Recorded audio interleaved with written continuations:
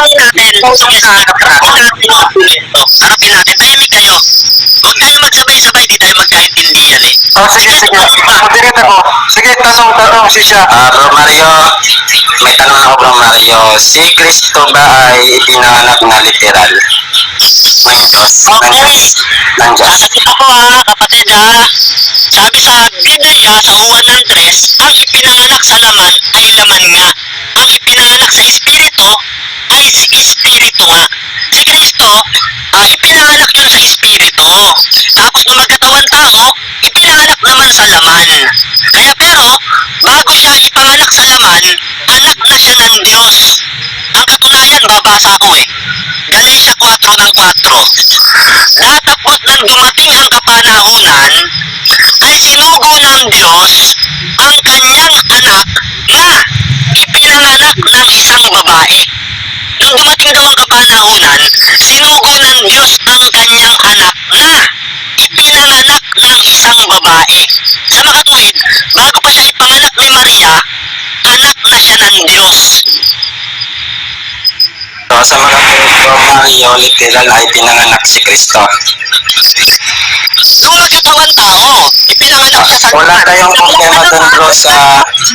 masagot pa ako Nung ipanganak sa laman, palibasa nagkatawang tao, literal yun. Sabi ng Juan ng 5 ng 26, sapagkat kung paano ang ama ay may sariling buhay, ganoon din niya pinagkalooban ng anak na magkaroon sa kanya ng sariling buhay.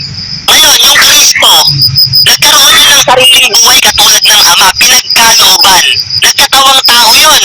Ipinanganak yung katawan na yun, literal, sa laman. Pero, nung hindi pa yun ipinapanganak sa laman, anak na yun ng Diyos. Galatia 4:4. Datapot nang dumating ang kapanahunan, ay sinugo ng Diyos ang kanyang anak. Na ipinanganak ng isang babae. Anak na pala bago pa siya ipanganak, anak na siya ng Diyos. Ang Diyos, Espiritu. Espiritu rin yung anak. Pero nagkatawang tao. Sinugo naman, hindi naman pinanganak eh, sinugo. Kung mabasa ko sa'yo, pinanganak siya. Sabi mo kasi hindi naman siya pinanganak Kung mabasa ko sa'yo, pinanganak siya ng Diyos, verbatim, letra por letra. Tatanggapin mo, sinungaling iglesia ni Kristo. Sabi niya kanina, wala raw mababasa na ipinanganak siya ng Diyos. Pag nabasa ko, verbatim, ipinanganak siya ng Diyos. Tatanggapin mo, sinungaling iglesia ni Kristo? Tanggapin mo ka dyan? Tatanggapin mo? Pwede na ba? Sorry, si Kuya Cesar muna. Sorry, si Kuya Cesar muna. Kasi galing kasi sa bibig mo yan ka dyan